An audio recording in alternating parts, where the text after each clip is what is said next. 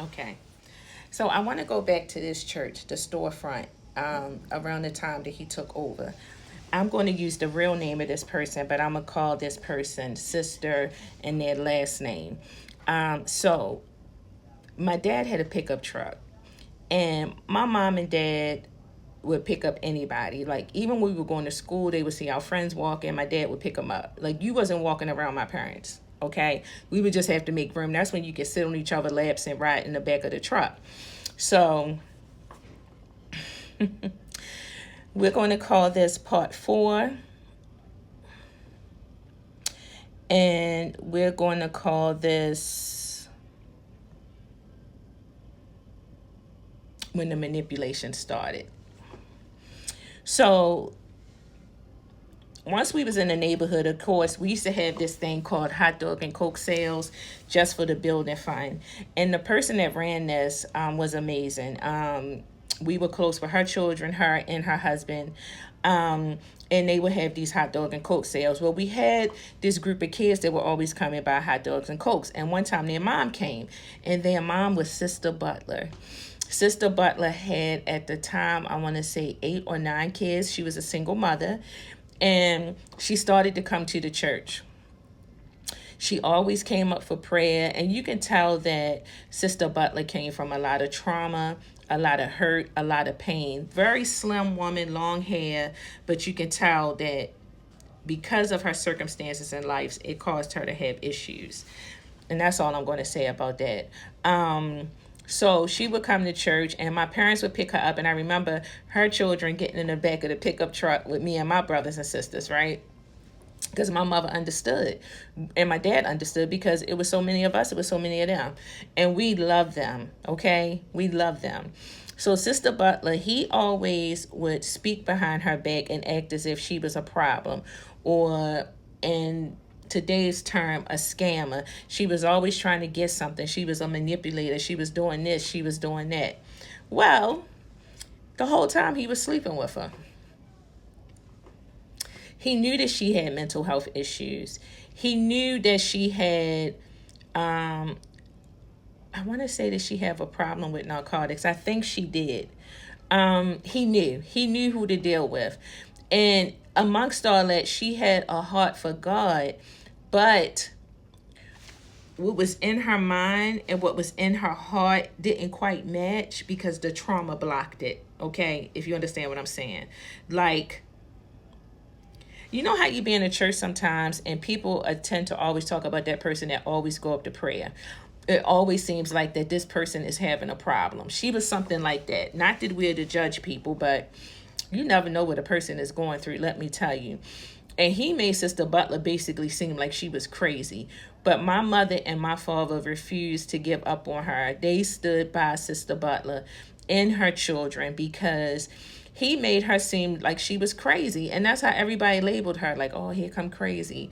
You know what I'm saying? Oh, she got that spirit in her. She got nothing but the devil in her. Always trying to manipulate and connive people. When the puppet master was sitting right behind the pulpit.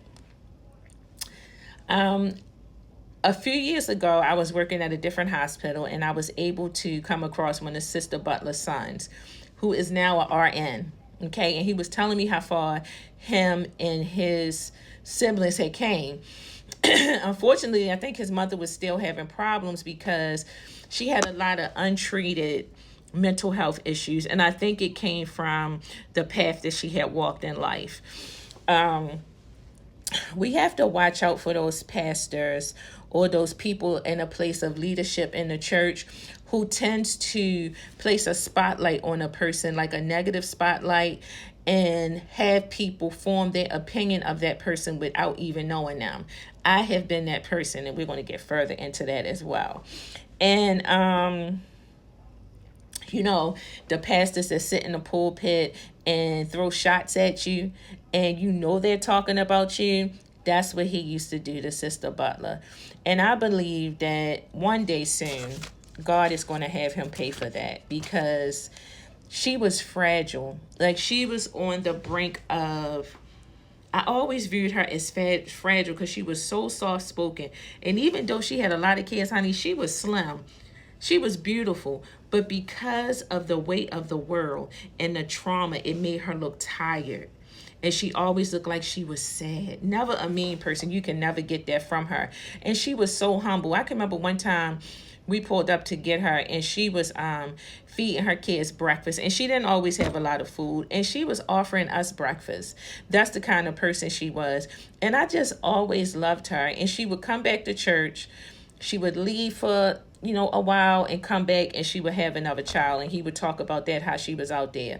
But the whole time he was manipulating and messing with her because he knew what was going on with her, and nobody would believe it. And that's what a lot of these wolves in sheep clothing do. They'll sit and pick out the weakest link, and they'll prey on them. They'll bring them in. They'll start manipulating them with the mind, because remember, all types of abuse is mental first. So they'll start, by taking your resume, seeing what you've been through, so they can act like they can take care of that. They can heal the wounds. They can put a Band-Aid on it, and they can do this and do that. But the whole time, they're working up a whole order of manipulation to take you down, where you can only depend on them mentally and physically. He was messing with her, and he made it seem like she was the worst person in the world. But my family and I did not see that. I saw this gentle, wounded creature. Even as a child, I could see that she was wounded and she needed love. And he took advantage of that. And I pray wherever Sister Butler is today, I pray that she is thriving, that she got the help she needed. Because from my understanding, when I talked to her son a few years ago, the siblings were doing very well. I mean, very well. Very well, despite their circumstances. And I pray that she got the help she needed, because he really made her look like she was crazy.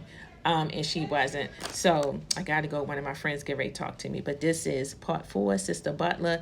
Next part will be about my dad. And this is going to be a hard one for me. So I got to prepare myself. Bye-bye.